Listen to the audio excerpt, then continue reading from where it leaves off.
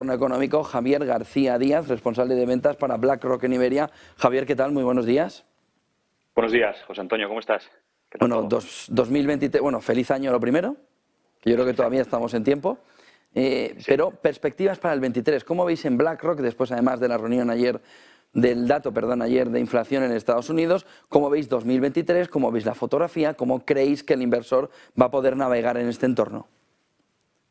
Muy bien, pues quizás empezando por lo más reciente, ¿no? Por el dato de inflación. Y la realidad es que pensamos que no ha habido sorpresas, ni negativas ni positivas con este dato.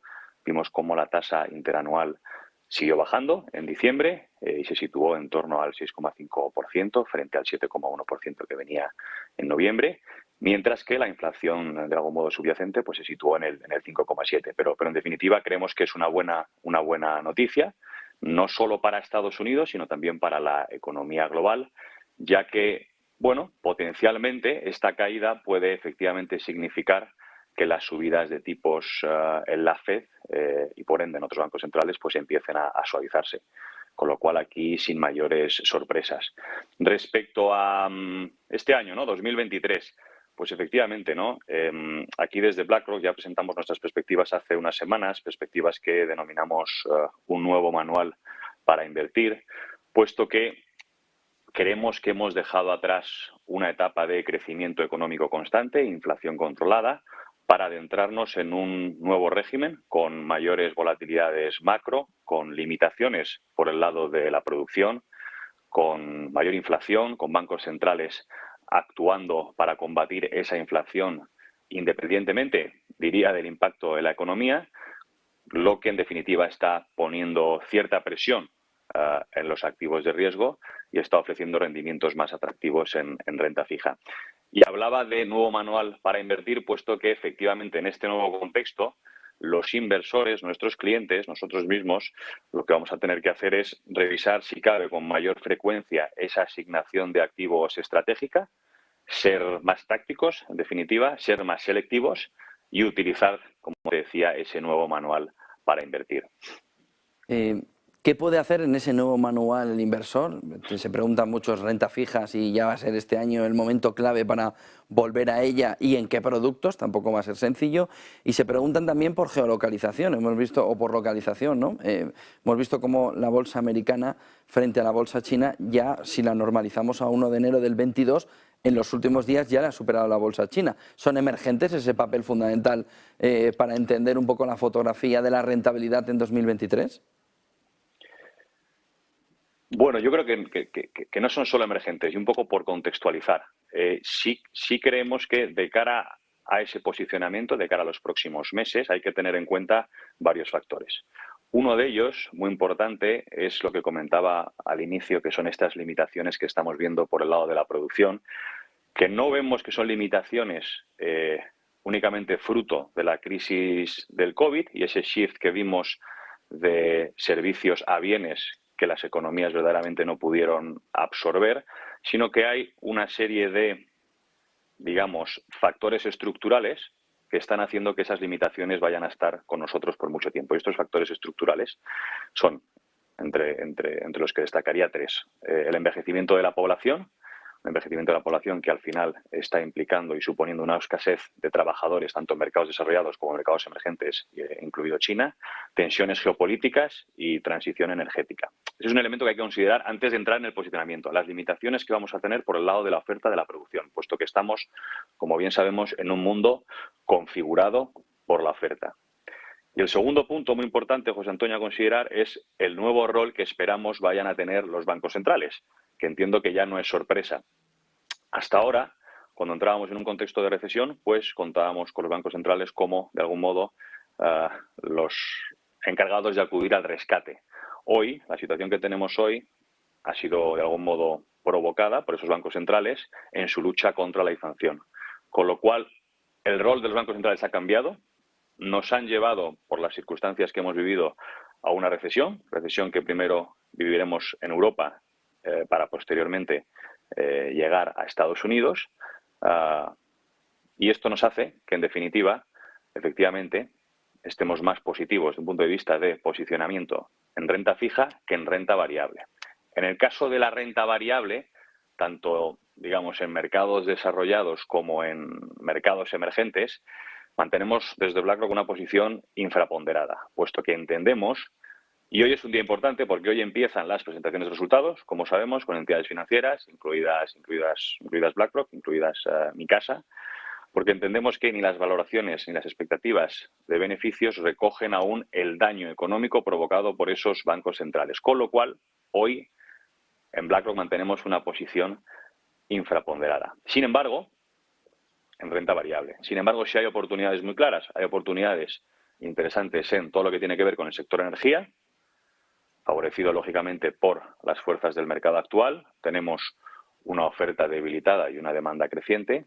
También creemos que el sector salud puede ser un sector muy interesante en el que estar invertido por la resiliencia que ofrece. No solo eso, sino también por, de algún modo, las fuerzas también estructurales que están impactando en el desarrollo del propio sector. Otro dentro de renta variable, otro sector interesante es el sector financiero y, por supuesto, todo lo que tiene que ver, José Antonio, con energías renovables. Con lo cual, en renta variable, de un punto de vista general, estamos infraponderados. Sí es verdad que en el caso de China, que comentabas al principio, aquí sí estaríamos más neutrales y entendemos que la reapertura del mercado chino es sin duda una buena noticia. Sin embargo, habrá que ser cautos. Lógicamente es un mercado con una gran volatilidad, pero no podemos olvidar que es la segunda economía mundial, que es el segundo mercado bursátil más grande y es el segundo mercado de renta fija también más importante, con lo cual no debemos ignorarlo. Pero en renta fija, y si quieres entramos un poco más en detalle, es donde ahora mismo desde BlackRock vemos la mayor oportunidad de inversión de cara a los próximos meses. Sí, si nos puedes dar un poco más de visibilidad, Sí, yo creo que lo agradece el inversor, sí, Javier. Sí. Pues en este contexto que hablábamos antes, creemos efectivamente que la renta fija pues ofrece valor. Sí es verdad que aunque, y esto es un dato bastante revelador, aunque el 50% de los índices de referencia de renta fija ofrecen ya, por fin, 10 años después, retornos superiores al 4%, sí es verdad que en un contexto en el que vamos a seguir viendo subidas de tipos y un restablecimiento de las curvas de tipos, toca ser selectivo. Y aquí, por ejemplo, lo que a deuda pública se refiere, estaríamos sobreponderados en bonos ligados a la inflación, puesto que entendemos que los mercados están infravalorando la inflación. Favorecemos el tramo corto de la curva americana frente al tramo largo, puesto que pensamos que el tramo largo ya no está actuando como un diversificador o un descorrelacionador como hacía antes en este nuevo contexto, y estamos infraponderados en deuda pública en lo que sería deuda pública zona euro. En crédito, José Antonio, es ahí donde verdaderamente tenemos nuestra mayor sobreponderación, puesto que no solo entendemos que es dentro de la renta fija la clase de activo menos sensible a ese restablecimiento de las curvas de tipos, sino que por valoraciones, especialmente en la categoría de grado de inversión, es donde quizás se pueden encontrar los mejores nombres a la hora de invertir. Es decir, estos son compañías que han ido acumulando efectivo, que se han ido financiando a tipos súper atractivos y que a día de hoy ofrecen ya retornos superiores al 4%, donde, unido a unos diferenciales, como sabemos, respecto a la tasa libre de riesgo que se han ido ampliando en 2022, que esperamos empiecen a estrecharse al recoger el impacto en la economía provocado por los bancos centrales, hacen que, en definitiva, la clase de activo en los próximos 12 meses pueda ofrecer retornos entre el 7 y 8%. Un detalle más, Javier. Bancos centrales, ¿veis pausa pivote en este 23 o solo pausa? Nosotros creemos que vamos a seguir en un contexto de subidas de tipos. Sí es verdad que, bueno, que a raíz del dato que vimos ayer es probable que, en lo que a la FED se refiere, veamos una suavización en lo que a la política monetaria se refiere, pero no creemos que hayamos llegado ni mucho menos al fin de estas subidas. Es decir, los bancos centrales van a seguir combatiendo esa inflación. Lo que sí te puedo confirmar es que no vemos que esa inflación vaya a llegar al objetivo del 2%. Creemos que ese 2% será un 3%.